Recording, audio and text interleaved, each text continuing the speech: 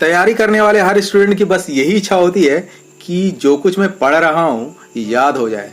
अगर आपने एनटीपीसी व ग्रुप डी का फॉर्म भर रखा है तो आपके मन में भी ये अवश्य चल रहा होगा कि काश ऐसा हो जाता कि पेपर सामने आते ही सब कुछ याद आ जाता और फटाफट टाइम के अंदर मैं सब हल कर लेता। आज मैं इसी टेक्निक पे बात करने वाला हूँ कि आखिर पढ़ा हुआ याद कैसे रखें, और मैं आपको यकीन दिलाना चाहता हूँ कि यह टेक्निक 100% काम करती है। वीडियो मेरे साथ अंत तक बने रहें, तभी आप इस टेक्निक को समझ पाएंगे। क्योंकि माय डियर फ्रेंड्स, अक्सर हमारी शिकायत ये होती है कि जब हम कोई सब्जेक्ट लेके पढ़ने के लिए बैठते हैं तो पहले घंटे तक तो सब कुछ समझ में आता है, उसके बाद जबरदस्ती पढ़ने की जितनी भी कोशिश करें पर समझ में कुछ नहीं आता और याद रखने का तो सवाल ही नहीं उठता। शायद आपके साथ भी ऐसा होता होगा कि पता चला कि सामान्य विज्ञान 30 मिनट पढ़ने के बाद बाकी क्या पढ़ रहा हूँ पता ही नहीं चलता। हाँ, इतना जरूर है कि पढ़ रहा हूँ, पर हकीकत तो ये है कि सब कुछ बाउंस हो रहा है। ये आपके पढ़ने के घंटे में जरूर काउंट होगा। हाँ, मैंने लगातार 4 घंटे पढ़ाई किया, पर वास्तव में इसकी यूटिलिटी 0 है।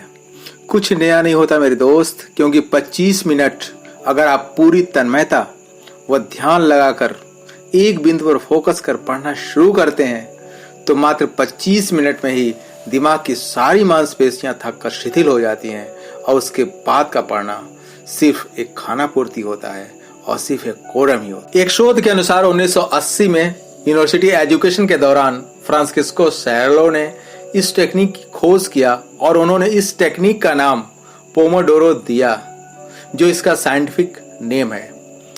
इसमें उन्होंने बताया कि यदि किसी सब्जेक्ट को आपको 2 घंटा पढ़ना है तो 25 minute full attention, meaning bye कोई डिस्टरबेंस नहीं, दिमाग बस उस बिंदु पर फोकस करना चाहिए जो कुछ आप पढ़ रहे हो।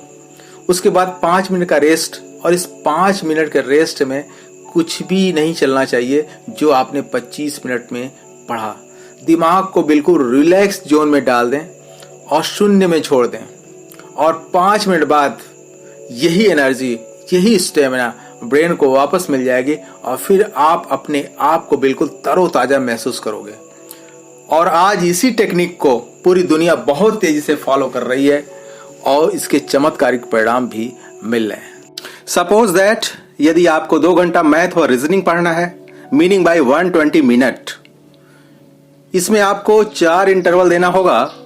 5 into 4 = 20 मिनट, और कंप्लीट स्टडी आपकी 100 मिनट की होगी, और ये 100 मिनट की स्टडी आपके दिमाग में पूरी तरह से छप जाएगी।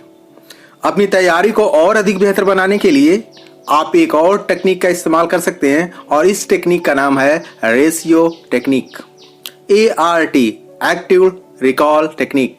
इसके अंतर्गत आप जो भी सब्जेक्ट पढ़ रहे हैं, चाहे वो जनरल साइंस हो या जनरल नॉलेज हो, अगर आपने जनरल साइंस के 10 पन्ने पढ़े तो आप किताब को बंद कर दीजिए और आपने अब तक इन पन्नों से क्या सीखा, इसे आपको एक पेज में समरी की तरह लिखना है।